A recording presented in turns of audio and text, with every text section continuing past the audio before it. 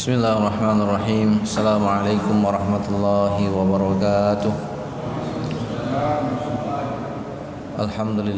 Alhamdulillahi rabbil alamin. Wal aqibatu lil muttaqin wa la udwana illa 'alal zalimin. Asyhadu an la ilaha illallah wahdahu la syarika lah wa asyhadu anna sayyidana wa nabiyyana Muhammad sallallahu alaihi wasallam. Allahumma la ilma lana illa ma 'allamtana innaka antal alimul hakim wa tub alaina innaka antat tawwabur rahim. Wa qala Allah ta'ala fil Qur'anil Karim a'udzu billahi minasyaitonir rajim. Ya ayyuhalladzina amanu awfu bil 'uqud. Shadaqallahul 'azim. Alhamdulillah, segala puji bagi Allah Subhanahu wa taala. Malam yang mulia ini Allah izinkan kita kembali melanjutkan kajian kita. Mudah-mudahan setiap pertemuan yang kita lakukan Allah meridhai pertemuan ini, menambahkan kebaikan kepada kita dan menjadikan umur kita umur yang berkah, umur yang terus bertambah, tapi juga kesolehan kita bertambah, dan mudah-mudahan setiap amal ibadah yang kita lakukan diterima di sisi Allah Subhanahu wa taala. Amin ya rabbal alamin. Salawat dan salam kita sanjung sajikan ke pangkuan junjungan kita baginda Nabi besar Muhammad sallallahu alaihi wasallam. Jemaah yang dimuliakan oleh Allah Subhanahu wa taala, pada malam ini kita akan membahas salah satu yang sangat penting dalam sebuah transaksi ekonomi yang kita lakukan. Kita akan berbicara tentang akad. Kemarin kita sudah berbicara tentang transaksi-transaksi yang dilarang oleh Allah Subhanahu wa taala, dan untuk kita menilai sebuah transaksi itu dibolehkan ataupun tidak, jemaah yang dimuliakan oleh Allah Subhanahu wa taala, minimum ada 4 hal yang harus kita perhatikan. Jadi kalau Bapak, Ibu ingin melakukan sebuah transaksi jual beli ataupun transaksi ekonomi sewa menyewa, maka 4 hal ini harus dijadikan alat acuan. Yang pertama, jemaah yang dimuliakan oleh Allah Subhanahu wa taala, ketika kita ingin melakukan sebuah transaksi, kita lihat dulu zat barang yang kita transaksikan itu halal apa haram. Misalnya kita nih beli tas, ya kan, beli tas kan nggak ada problem. Cuman kalau tasnya terbuat dari kulit babi, itu kemudian menjadi haram. Kemarin ada teman cerita dari LP POM MPU yang memeriksa kehalalan, yang memberikan sertifikasi halal di Aceh. Jadi ada seorang bapak pulang dari Singapura, bawa pulang tas, cantik sekali tasnya, dan dia mengatakan tas ini murah kali. Lalu beliau katakan, boleh nggak tas ini saya bawa ke lab sebentar? Dikasih, diizinkan. Dia bawa ke lab, diuji, ternyata tas ini terbuat dari kulit babi. Nah, jemaah yang dimuliakan oleh Allah, kalau zatnya haram, maka apapun yang kita lakukan terhadap barang tersebut, maka dia tetap haram. Harganya yang kita dapatkan, keuntungan dari jual beli yang seperti itu juga kemudian haram. Kenapa? Karena zatnya haram. Yang namanya kulit babi mau disamak pakai 1 kontainer air ditambah dengan 1 ton pasir, karena zatnya haram maka dia tetap haram. Nah, jemaah yang dimuliakan oleh Allah Subhanahu wa taala, nah dalam hal ini kita perlu menjadi orang yang sangat hati-hati dalam membeli ataupun mengkonsumsi sesuatu. Dari penelitian yang dilakukan di Belanda, jemaah yang dimuliakan oleh Allah, saya kalau tidak salah namanya Jean Christine, namanya perempuan. Ternyata ketika dia meneliti tentang penggunaan babi dalam kehidupan manusia, dia mengatakan 99% dari babi itu semuanya hari ini bisa diurai untuk kebutuhan manusia. Ya, kebutuhan kehidupan kita sehari-hari, sejak dari bangun tidur sampai tidur lagi. Dia mengatakan ketika Anda bangun tidur, Anda akan pergi ke kamar mandi untuk menggosok gigi. Maka dia mengatakan dalam pasta gigi itu mengandung enzim babi. Sehingga kita sangat penting ketika membeli pasta gigi itu melihat label, ada halal ataupun tidak. Karena enzim yang paling bagus untuk memutihkan gigi itu berasal dari babi. Lalu jemaah yang dimuliakan oleh Allah, kita pakai bros sikat gigi. Itu jemaah yang dimuliakan oleh Allah, berhati-hati. Ada juga bulu sikatnya itu yang lebih lembut, yang lebih mantap, itu juga terbuat dari bulu babi. Nah, ini kemudian kenapa kemudian kita penting untuk melihat sesuatu itu ada sertifikasi halal. udah pakai pasta, sikat gigi, kemudian sholat misalnya. Habis sholat ngopi, makan roti. Roti jamaah yang dimuliakan oleh Allah, juga banyak alat yang digunakan untuk membuat roti itu lembut, kenyal ya. Itu juga terbuat dari enzim babi. Dia mengatakan sejak kita bangun sampai ketika kemudian kita tidur, kita akan terpapar dengan bahan ataupun uraian dari daging babi tersebut. Nah, jamaah yang dimuliakan oleh Allah, yang lebih gawat lagi, dia mengatakan sampai peluru pun itu ada yang terbuat dari tulang babi. Nah, ini jamaah yang dimuliakan oleh Allah, akhirnya kita harus sangat berhati-hati ketika akan mengkonsumsi sesuatu, membeli sesuatu, memastikan sesuatu itu halal ataupun tidak. Disinilah kemudian sangat dibutuhkan sertifikasi halal. Mohon maaf, ini bapak-bapak diedarkan ada air mineral, itu ada sertifikasi halalnya ataupun tidak. Nah, kalau yang merek itu ada sertifikasi halalnya. Ini sedikit banyaknya sudah menenangkan kita ketika kita minum air ini, itu sudah terbuat dari unsur-unsur yang dihalalkan oleh Allah. Cuma ada orang bilang, untuk apa air halal? Air kan halal. Nah, jemaah yang dimuliakan oleh Allah, air itu halal Pak. Cuman kalau sudah melalui penyulingan, ini yang jadi masalah. Karena salah satu alat untuk menyuling air itu menggunakan dua dia, batok kelapa. Jadi kan ada alat pembersih air itu yang dalam kaleng itu ya, tabung. Itu terbuat dari dua, dari kelapa atau dari tulang. Kalau dari tulang itu terbuat dari tulang babi.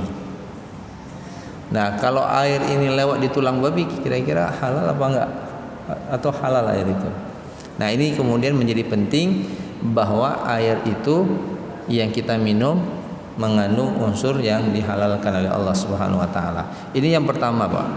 Jadi ketika Bapak ingin melakukan apapun, beli sesuatu, berhati-hati, Pak. Ini masalah halal ini sebenarnya kalau kita uraikan lebih panjang lagi. Kita beli mie instan, itu butuh enggak kepada halal? Perlu, Pak. Karena ada mie instan yang hari ini masuk ke Indonesia dan masuk ke Aceh tidak ada sertifikasi halal, tapi ada tulisan dalam bahasa Korea. Nah, karena anak-anak muda kita ini kan suka dengan film Korea hari ini. Semua makanan di Korea tuh jadi tren, jadi gaya hidup mereka. Akhirnya dia beli mie tersebut. Jadi pernah kita buat survei di Aceh. Kita panggil anak-anak yang ngerti bahasa Korea, kita tanya ini ingredientnya. Ternyata dia mengatakan saya nggak tahu bahasanya, tapi kalau di slide kalau saya presentasi itu ada, ya itu ternyata dari ingredient dalam bahasa Korea yang ditulis itu adalah babi, daging babi. Gitu. Nah, jamaah yang dimuliakan oleh Allah, ini menjadi sangat penting. Ya, kita beli baju ada kerahnya terbuat dari kulit, hati-hati. Bisa jadi dari kulit babi. Dulu pernah viral Bapak Ibu yang dimuliakan oleh Allah, buah tasbih yang terbuat dari tulang babi. Yang dijual di mana? Di Mekah. Coba bayangkan. Ya, karena karena zatnya haram ya, kemudian menjadi haram. Nah, ini yang pertama sekali yang perlu kita lihat, jemaah yang dimuliakan oleh Allah Subhanahu wa taala, kita perlu berhati-hati kalau kita ingin melakukan sebuah transaksi, kalau zatnya sudah haram, maka turunannya semuanya haram. Walaupun dia pakai akadnya dengan akad baca bismillah, tambah surah Yasin, tambah surah-surah lainnya, itu tetap haram. Ya, kenapa? Karena zatnya. Kemudian yang kedua, jemaah yang dimuliakan oleh Allah Subhanahu wa taala, jadi kalau zatnya haram, maka kita berhenti. Kalau zatnya halal, kita lanjutkan, kita lihat pada polanya. Jadi, kita tidak membeli barang yang diharamkan oleh Allah. Sekarang kita beli barang yang dihalalkan. Apa dia? Mobil. Kita beli mobil nih. Nah, kita lihat dulu nih cara beli mobilnya ini menggunakan cara apa? Apakah mengandung unsur riba ataupun tidak? Cara. Jadi kalau zatnya itu adalah ainnya, kalau riba itu caranya. Uang riba itu tidak membatalkan kita ketika sholat kalau tersentuh dengan uang riba. Tapi kalau daging babi, kulit babi, itu batal sholat kita, tidak sah. Tapi kalau uang riba tidak, uangnya tidak haram, tapi cara mendapatkannya itu menjadi haram. Jadi kalau mobil ini dilakukan transaksinya dengan cara yang diharamkan oleh Allah, ada unsur riba di sana, maka berhenti, hukumnya haram, jangan dilanjutkan. Yang ketiga, jemaah yang dimuliakan oleh Allah Subhanahu wa taala, okey, ini tidak ada riba, ini zatnya juga bukan zat yang diharamkan oleh Allah. Kita lanjutkan yang ketiga, lihat dari sisi administrasinya. Administrasi begini maksudnya, apakah ketika kita beli mobil ini ada enggak syarat lain yang diberikan? Ada dua dalam hal ini. Ada yang namanya ta'alluq, ya. Apa yang dimaksud dengan ta'alluq? Dia mengkaitkan satu bentuk jual beli dengan jual beli yang lain. Artinya begini, kalau bapak beli mobil saya, maka bapak harus juga beli rumah saya. Dulu di Jawa itu ada ibu-ibu yang juga sempat viral, beli rumah dapat istri. Nah, ini tidak boleh, Pak. Jadi satu akad dikaitkan dengan akad yang lain, itu ta'alluq namanya. Jadi dita'alluqkan, ada hubungan atas satu, padahal sebuah akad itu dia harus berdiri sendiri. Secara administrasi itu tidak boleh. Ataupun yang kedua, ada dua akad yang dibuat, teman kita tidak memutuskan. Jadi istilahnya two in one. Dalam sebuah transaksi jual beli itu ada dua, cuman kita kemudian tidak memutuskan akad mana yang kita ambil. Contoh misalnya begini, ini beli rumah ya. Kalau kredit harganya 400 juta, tapi kalau cash 350. Bapak bilang, "Oke, saya terima nih." Ini tidak jelas nih akadnya yang mana. Maka dibutuhkan kepada penentuan akad mana yang kemudian kita ambil. Apakah kita kredit 400 juta sekian bulan atau cash 350 juta sekian, satu bulan selesai. Nah, ini jemaah yang dimuliakan oleh Allah, yang dibutuhkan ketika kita akan melakukan sebuah transaksi keuangan dalam kehidupan kita sehari-hari. Nah, kalau itu semuanya tidak ada, unsur yang zatnya diharamkan tidak ada, caranya juga tidak ada, secara administrasinya juga tidak ada yang mengikat kita, maka yang menentukan berikutnya adalah akad. Nah, kalau akad dalam transaksi jual beli itu ada 5 rukunnya. Yang pertama ada penjual, yang kedua ada pembeli, yang ketiga ada barang, ada alat tukar, ada ijab dan qabul. Apabila 5 rukun ini tidak terpenuhi, maka transaksi jual beli itu tidak sah. Ada orang yang jual, ada pembeli, ada uang, tidak ada barang. Ini nipu namanya. Di mana itu terjadi? Boleh terjadi dalam transaksi keuangan syariah pada bank syariah. Kita butuh uang. Untuk apa? Pengobatan anak. Tidak ada mekanisme uang seperti itu di bank syariah misalnya. Lalu dibilang sama pekerja bank syariah, tidak apa-apa Pak, kita buat saja akad jual beli rumah. Tapi rumahnya nggak ada. Dikasih uang sama bapak. Bapak ambil uangnya, nanti bapak bayar rumah tersebut. Misalnya 100 juta, bapak bayar 150 juta. Kalau 10 bulan, kalau kita lihat rate rata-rata bank syariah hari ini ya 10% diambil. Kalau 10 bulan 10 tahun akhirnya 100 juta jadi 200 juta, 100%. Kita ambil uang 100 juta ini, pertanyaannya rumahnya mana? Tidak ada. Maka rukun jual belinya tidak terpenuhi. Ini batal, hukumnya haram. Ya, berarti dia bukan jual beli rumah tapi jual beli uang, dan itu banyak hari ini terjadi. Dan saya sengaja mengingatkan jemaah yang dimuliakan oleh Allah ini untuk menjadi perhatian kita semua, karena banyak juga pekerja-pekerja yang hari ini di bank syariah kadang-kadang karena kita butuh uang ya dikasih saja, padahal kita tidak ada tujuan untuk itu, tujuannya yang lain. Nah, jemaah yang dimuliakan oleh Allah Subhanahu wa taala, jadi sangat penting untuk menentukan akad. Nah, InsyaAllah akad jual beli dan seterusnya ini akan kita bahas lebih mendalam pada pertemuan berikutnya. Tapi pada hari ini jamaah yang dimuliakan oleh Allah Subhanahu wa taala, kita secara spesifik membahas ya apa urgensi akad dalam sebuah transaksi. Nah, jemaah yang dimuliakan oleh Allah Subhanahu wa taala, sebelum kita masuk akad, ada yang satu lagi namanya wa'dun atau wa'ad. Ada akad, ada wa'ad. Kalau wa'ad itu janji tapi belum mengikat. Yang paling sederhana contohnya itu janji untuk menikah. Lamaran itu kan janji untuk menikah, Pak. Saya ngelamar anak Bapak. Pertanyaannya, sudah halalkah anak dia untuk anak kita? Belum. Itu janji. Kapan dia akan menikah? Nanti 1 tahun lagi, 3 bulan lagi, 4 bulan lagi. untuk mengikat janji ini kadang-kadang orang minta uang muka kan, DP, untuk menunjukkan niat baik. Maka ketika kita melamar anak seseorang itu diminta ya ada DP-nya lah. Apa tuh? 2 mayam. Maharnya berapa? 15 mayam. Ditanya sama yang calon lintu barunya dari pihak laki-laki, ini nanti gimana 2 mayam ini, hidup apa mati, kan ada istilahnya gitu. Dijawab sama yang punya yang pihak perempuan, maharnya 15 mayam. Jadi kalau jadi menikah nanti di hari H dibawa sisanya. Berarti tinggal nyetor 13 mayam lagi, maka silahkan lanjutkan akad nikah, kan gitu. Ditanya, kalau nanti ada kejadian tidak jadi gimana? Kalau pihak istri yang memutuskan, nah gitu biasa dijawab. Maka artinya istri yang mundur nggak jadi nikah, kami akan kembalikan dikali 2. Kalau 2 mayam kami kembalikan 4 mayam. Hukumnya haram. Itu riba. Tapi kalau laki yang memutuskan itu diikhlaskan gitu. Kenapa? Berarti kan hutang piutang. Nah, hutang piutang kan 15 mayam. Sisanya kan kembalikan 2 mayam sudah dikasih di depan, 13 mayam ke depan. Berarti ini 2 mayam ini kan sudah DP hutang. Nah, ketika kemudian dia harus menambah, itu menjadi hukumnya riba.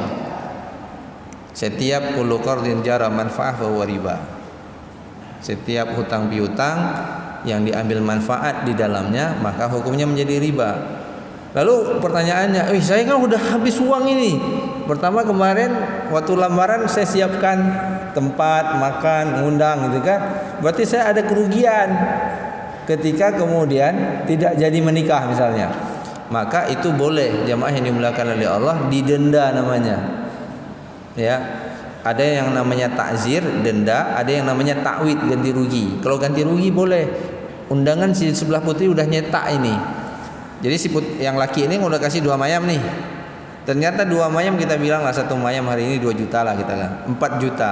Ternyata si putri yang dari pihak perempuan itu sudah menyiapkan, ruangan udah di booking. Ya, tempat pernikahan sudah di booking, pelamin sudah di booking. Habis dihitung itu ternyata sudah 7 juta uang keluar. Catering sudah booking, sudah semua. Kalau nggak jadi itu hangus. Maka sebenarnya si perempuan boleh meminta tambahan atas ganti rugi yang mereka sudah rasakan, yang mereka dapatkan. Minta itu ganti rugi, tapi tidak masuk dalam kategori riba. Nah, jemaah yang dimuliakan oleh Allah, ini yang dimaksud dengan wa'ad. Jadi keinginan seseorang yang sudah diungkapkan untuk melakukan sesuatu tanggung jawab atau memberikan keuntungan kepada pihak lain, tapi masih sepihak. Beda dengan akad, dia sudah bersama kedua belah pihak. Artinya apa? Sudah ada kesepakatan di antara kedua belah pihak untuk melakukan sebuah tindakan hukum yang mengikat kedua belah pihak. Ini yang membedakan antara wa'dun ataupun kemudian akad. Ini perbedaannya. Jadi kalau nanti kita melakukan transaksi dengan bank syariah, ya, ada di antara mereka kan minta DP nih. Nah, kalau ada kerugian itu bisa dihitung. Kalau kerugiannya sudah tertutupi, uangnya lebih, dia harus dikembalikan. Itu syariat. Ya. Ada orang enggak, pokoknya bapak kalau sudah kasih DP 5 juta, enggak jadi beli, hangus ini uang. Enggak boleh, Pak, dolim. Berapa kerugian bapak ketika saya kemudian membatalkan janji saya? Oh, ternyata contoh misalnya bapak pesan mobil di Jakarta, gitu kan? Ya, mobil bapak pesan sesuai semuanya, tapi tiba-tiba bapak dapat musibah. Akhirnya tidak jadi urung beli mobil itu sudah sampai. Ketika bapak mengatakan saya tidak jadi, maka uang bapak yang misalnya bapak sudah kasih DP 50 juta dianggap hangus. Nggak boleh, Pak, dolim. Yang benar apa? Berapa kerugian Anda membawa mobil ke sini dan kembalikan lagi ke sana? Itu dihitung saja. Oh, kerugiannya 20 juta. Udah ambil 20 juta, sisa 30 juta kembalikan. Karena kenapa? Ini baru wa'ad, belum akad. Janji untuk membeli. Nah, jemaah yang dimuliakan oleh Allah Subhanahu wa taala, beda dengan akad. Apa akad ini dimaksudkan di sini? Dalam kitab fikih saya dapatkan irtibatu ijab bil qabulin ala wajhin masyru' yuthabbitu atharuhu fi mahallihi, yaitu adanya keterikatan ijab dan qabul dengan cara yang sesuai syariat yang menimbulkan akibat hukum pada objek akad. Jadi sudah ijab dan qabul. Soal kemudian dia bayar cash, dia bayar cicil, itu sesuai dengan kesepakatan. Al-muslim ala syurutihim. Muslim itu sangat tergantung dengan syarat-syarat yang mereka buat. Nah, jemaah yang dimuliakan oleh Allah Subhanahu wa taala, landasan akad ini Allah Subhanahu wa taala berfirman dalam surah Al-Maidah ayat 1, ya ayyuhalladzina amanu aufu bil uqud. Hai orang-orang yang beriman, aufu bil uqud, sempurnakan akad-akad yang telah kamu lakukan. Nah, jemaah yang dimuliakan oleh Allah, ini menjadi pencirian sebenarnya. Orang mukmin kalau dia sudah membuat akad, maka dia akan penuhi akad tersebut, dan itu adalah ciri orang-orang yang beriman. Jemaah yang dimuliakan oleh Allah Subhanahu wa taala, ketika kita buat akad ada syarat dan ketentuan. Nah, syarat dan ketentuan ini harus kita baca. Kadang-kadang itu bisa menjebak. Kadang-kadang kan syarat dan ketentuan berlaku ditulis kecil di bawahnya kan. Kita tidak baca. Akhirnya nanti ketika ada masalah kita baca, oh marugo kamu nyokai penget. Nah, bukan dipenget, bapak tidak baca. Jadi syarat-syarat itu al-muslim ala syurutihim, kata Rasulullah SAW. Illa syartan harrama halalan atau ahalla haraman. Muslim itu boleh membuat syarat-syarat mereka sendiri, kecuali syarat yang mengharamkan yang halal atau menghalalkan yang haram, itu tidak boleh. Ada seorang sahabat memberikan investasi modal kepada saudaranya pada masa Rasulullah. Dia berikan syarat, ini aku berikan modal untuk kamu usaha. Syaratnya jangan bawa usaha kamu melewati gunung yang itu, ditunjukin. Maknanya apa? Kalau kamu dagang di sini aja gitu. Kalau kamu bawa ke sana, putuslah akad kita. Jadi dibolehkan. Jadi seorang muslim itu boleh membuat syarat selama tidak menghalalkan yang haram atau mengharamkan yang halal. Ini saya kasih modal untuk kamu, berapa? 100 juta. Kamu dagang.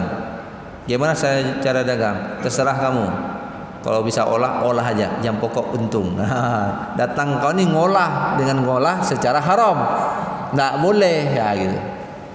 Kan bapak tadi bilang boleh, pokoknya olah katanya. Ya olah lah sama dia. Itu hukumnya haram. Kenapa? Ketika dia menghalalkan yang haram atau sebaliknya, menghalalkan yang mengharamkan yang halal atau yang mengharamkan yang halal. Nah, jemaah yang dimuliakan oleh Allah Subhanahu wa taala, jadi kalau kita membuat akad seseorang, ya, kita harus menyepakati syarat-syaratnya. Tujuannya apa? Supaya tidak terjadi keributan di kemudian hari. Contoh sederhana, bapak sewa rumah nih, sewa rumah. Ada nggak pembahasan di awal? Kalau rumah ini nanti bocor, itu siapa yang tanggung? Terkadang kan kita tidak ada sewa rumah, sewa aja kan. Tiba-tiba gentengnya kuat, gentengnya bumbungnya ini, sengnya itu diangkat sama angin. Pertanyaannya, ini yang tinggal di sini yang membayarnya, memperbaiki itu, atau yang punya rumah? Kadang-kadang kita nggak sepakati ini. Nah, kalau biaya terlalu besar, sedangkan kalau sewa rumah, yang namanya sewa, kita mengambil manfaat. Sewa itu kan bukan barangnya yang diperjualbelikan, tapi manfaatnya yang kita perjualbelikan, kita ambil. Saya ini sewa rumah nih.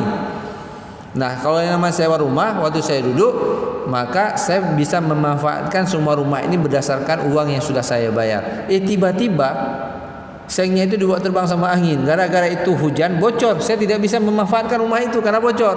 Pertanyaannya, siapa yang akan menggantikan atap ini? Itu harus disepakati di awal, supaya kemudian tidak terjadi kisruh di kemudian hari.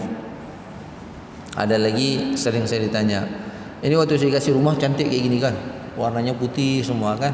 Pas dibalin rumah 2 tahun kemudian, ini semuanya sudah digambar sama anaknya pakai spidol. Karena rumah itu ada anak-anak kecil, dia coret gitu kan. Marah yang punya rumah. Ini sebelum keluar rumah, cat dulu rumah saya sebagaimana saya terima di awal. Pertanyaannya, ada enggak kesepakatan itu? Al-muslim ala syurutihim. Maka jemaah yang dimuliakan oleh Allah, kita harus pandai dan telaten ketika melihat sebuah akad yang dia buat, syarat-syarat itu harus kita baca. Kadang-kadang kan kalau kita datang ke bank misalnya kan, buka tabungan ya buka saja. Pak ku teken aja. Pokoknya beres. Tapi syaratnya ya, kita tidak baca. Padahal setiap bank itu berbeda ketentuan-ketentuan yang berlaku di antara satu bank dengan bank yang lain. Cuma karena kita yakin teken saja. Ada kejadian, Pak. Disepakati antara satu orang dengan orang ini bagi hasilnya 40-60. Saya nggak bilang di mana. Nah, ini baru saya dapati kejadiannya 40-60. Itu sudah sepakat.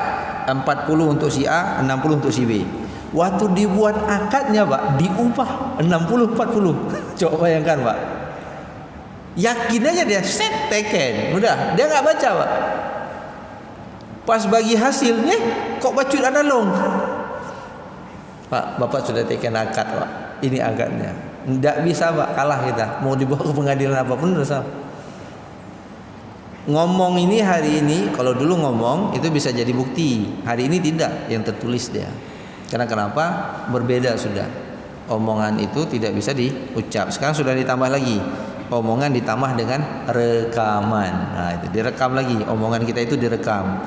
Sehingga kemudian jemaah yang dimuliakan oleh Allah Subhanahu wa taala itu bisa dijadikan sebagai sesuatu yang menguat dari sisi hukum. Nah, jemaah yang dimuliakan oleh Allah Subhanahu wa taala, nah sekarang kita lihat jemaah yang dimuliakan oleh Allah Subhanahu wa taala, kita lihat apa saja yang kemudian harus dipenuhi dalam sebuah akad secara umum yang harus ada. Yang pertama, jemaah yang dimuliakan oleh Allah, prinsip-prinsipnya ya. Prinsip yang pertama adalah seseorang muslim itu bebas untuk melakukan sebuah akad hurriyah. Jadi jangan kita dibilang nanti kita terpaksa. Saya agak sedih dan merasa tidak nyaman, Pak, kalau ada orang membeli barang orang karena mesepit.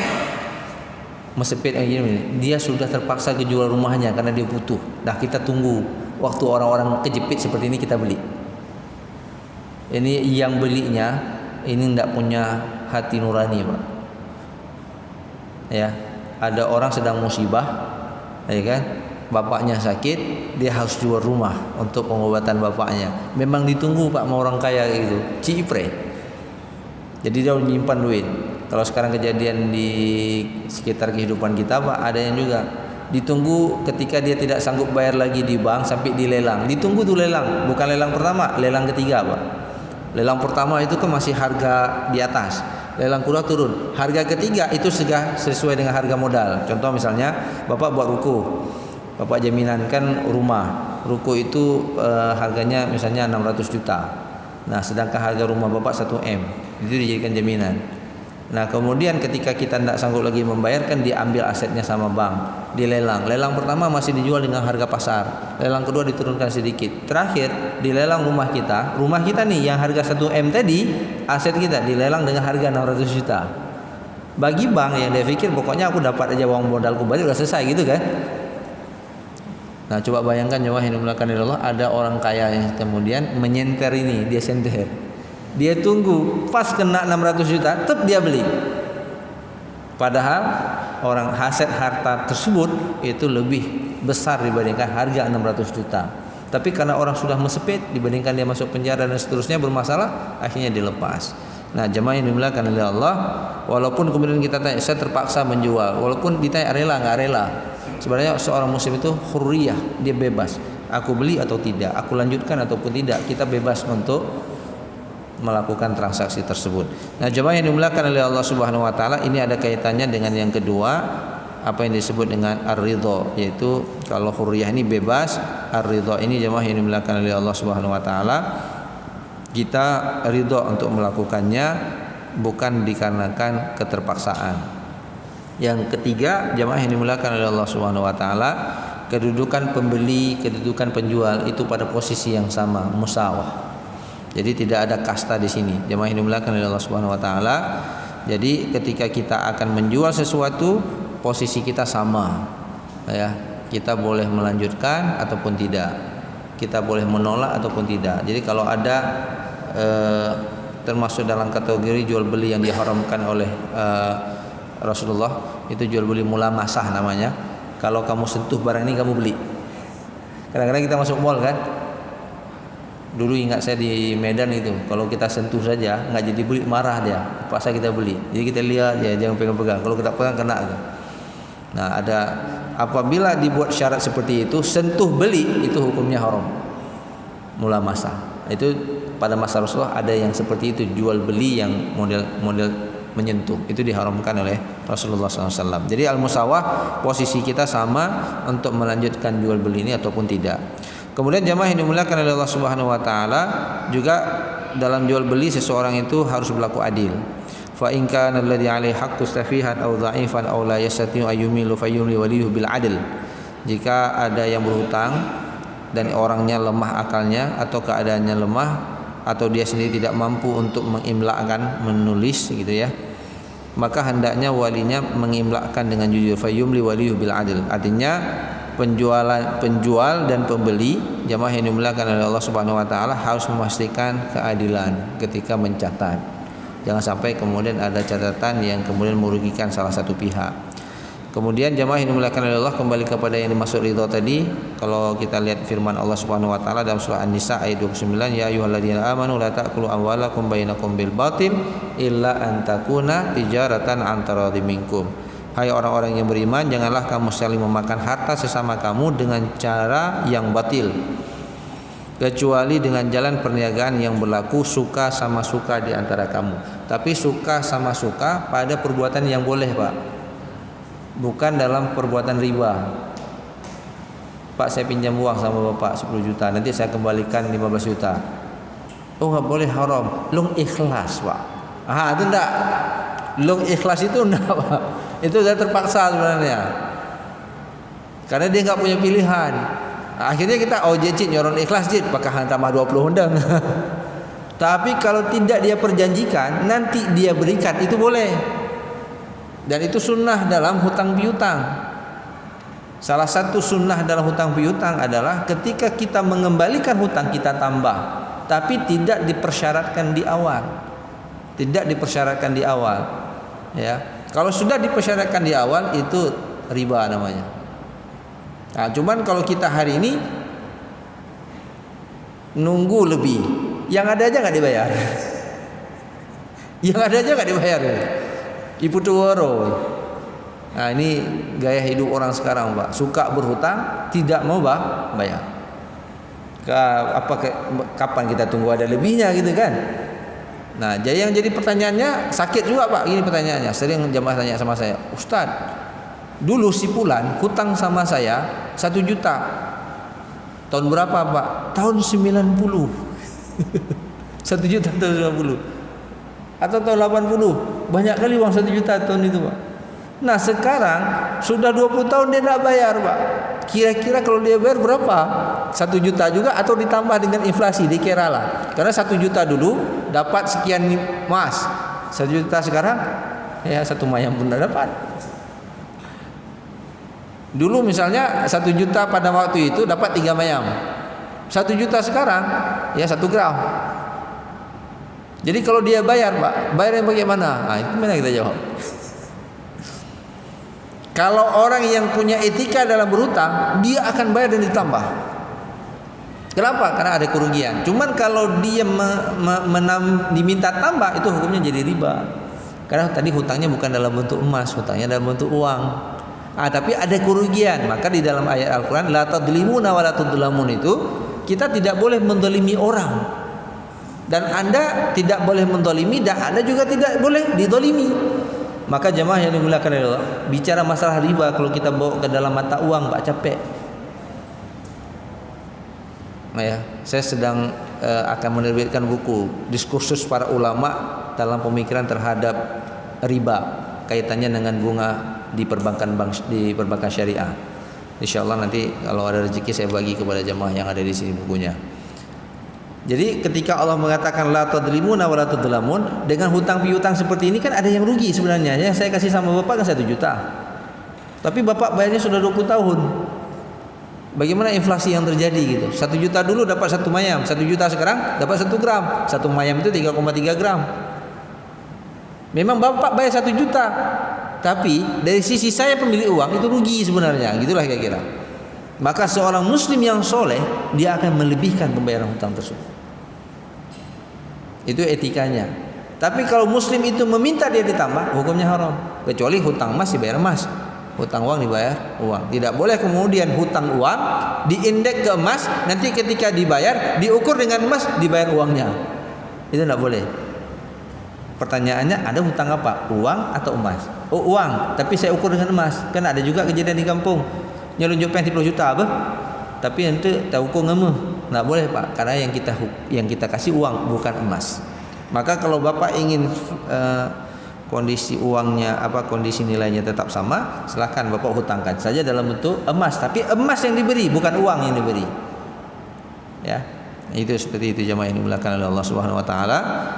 Ya, ini perkara-perkara yang agak halus dan sulit di tengah-tengah kehidupan modern hari ini. Yang kelima, jemaah yang dimuliakan oleh Allah Subhanahu wa taala, adanya nilai kejujuran dalam melakukan transaksi.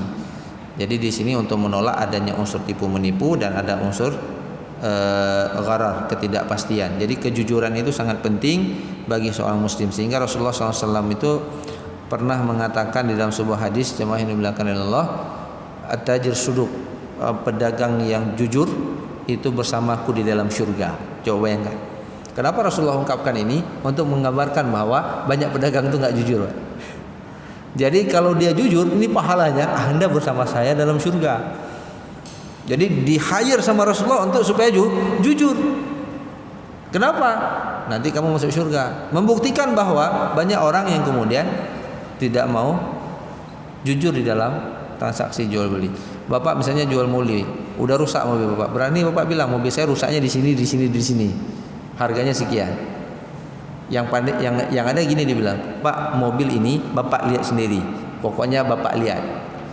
Nah, setelah itu kita transaksi, jangan ngomong-ngomong lagi ya. Kan Bapak udah lihat. Sekarang Bapak gimana dia mau lihat, Pak? Dia baru dilihat pakai mata, Bapak sudah pakai bertahun-tahun. Bapak tahu di mana rusak. Kita suruh lihat. Nanti waktu bilang, ini kok rusak? Kan Bapak udah lihat kemarin. Iya, tapi yang dalam kabulator kan saya nggak lihat. Nggak nampak. Nah, berani nggak kita ketika kita menjual mobil kita bilang mobil saya ada kerusakannya di sini. Kalau kecepatan dari sekian, dia akan bunyinya di sini. Kita bilang semuanya. Kalau Bapak mau beli silakan, kalau Bapak nggak beli cari mobil lain. Nah, ini pedagang yang jujur, Pak. Dan ini langka orang seperti ini. Maka di masa Rasulullah ada istilahnya bai'ul amanah. Ya, ini yang terakhir, Pak, bai'ul amanah. Jadi pola jual beli itu banyak, Pak. Rasulullah pernah melakukan bai'ul amanah. Apa itu bai'ul amanah? Jual beli secara jujur. Jujurnya begini. Dia bilang sama pedagang, ini barang harga perolehannya sekian. Biaya bawa ke sini, biaya menghadirkan barang ini sekian. Keuntungan terserah Bapak. HP saya jual ke Bapak. Harga saya beli di Medan 1 juta. Saya bawa pulang ke sini dengan ongkos semuanya sekian. Ya, tambah 200.000, 1.200.000. Keuntungan untuk saya terserah Bapak. Berapa Bapak mau beli? Kita beli ini 120.000 tambah 1.000 rupiah. Itu terlalu namanya. Nah, Rasulullah di awal-awal beliau mendagangkan barang Khadijah, seperti itu yang beliau lakukan. Dan itu menjadi viral di tengah-tengah kehidupan masyarakat Quraisy. Kok ada orang dagang kayak gitu? Kenapa? Karena di dalam pasarnya Yahudi penuh dengan trik dan ketidakjujuran. Maka ketika orang ketemu dengan Muhammad itu dikatakan Al-Amin, maka orang berbondong-bondong. Maka sukses jual beli Rasulullah. Umur Rasulullah bisnis itu lebih lama dibandingkan umur kenabian. Rasulullah itu mulai bisnis umur 12 tahun, Pak. Berhentinya di umur 37 tahun. Nanti silakan lihat Rasulullah sebagai seorang pedagang. 12 tahun dia sudah berdagang. Berhenti 37 tahun, 25 tahun Rasulullah berdagang. Rasulullah menjadi Rasul itu hanya 23 tahun. 37 berhenti. Dagang kenapa? Karena kaya. Kalau bahasa Robert Kiyosaki itu dalam buku Rich Dad and Poor Dad, dia mengatakan uang bekerja untuk kita. Rasulullah di umur 37 tahun itu uang bekerja untuk beliau. Beliau nggak perlu lagi kerja, tapi beliau duduk-duduk saja. Maka kemudian beliau khalwat ke Gua Hira. Gitu loh dia. Untuk mencari inspirasi melihat kejahilan yang terjadi di tengah masyarakat, tidak bisa lagi tahan beliau. Pergilah ke Gua Hira bertahanus di sana, mencari inspirasi. Turunlah wahyu kepada beliau. Tapi uangnya sudah banyak. Lalu kenapa Rasulullah miskin? Karena semua uang yang didapat selama 25 tahun ditambah dengan modal yang ada dari Khadijah itu dihabiskan untuk dakwah. Akhirnya beliau meninggal dalam kemiskinan. Jadi semua asetnya dihabiskan oleh Rasulullah SAW, diberikan untuk dakwah. Yang terakhir Bapak Ibu yang berbahagia, yang keenam itu dicatat, Pak. Jadi transaksi itu harus dicatat supaya kita teringat, jangan sampai kemudian kita lupa. Insyaallah dua minggu yang akan datang kita akan lanjutkan jamaah yang dimuliakan oleh Allah Subhanahu wa taala. Kita akan bahas rukun akadnya secara lebih spesifik, apa saja yang harus dimiliki dalam sebuah transaksi, dan mudah-mudahan ini akan memberikan gambaran kepada kita ketika kita akan melakukan sebuah transaksi itu, kita bisa pastikan bahwa sesuatu yang kita lakukan itu sesuai dengan nilai-nilai syariah. Wallahu a'lam bishawab. Hadanallahu wa iyyakum ajma'in. Assalamualaikum warahmatullahi wabarakatuh.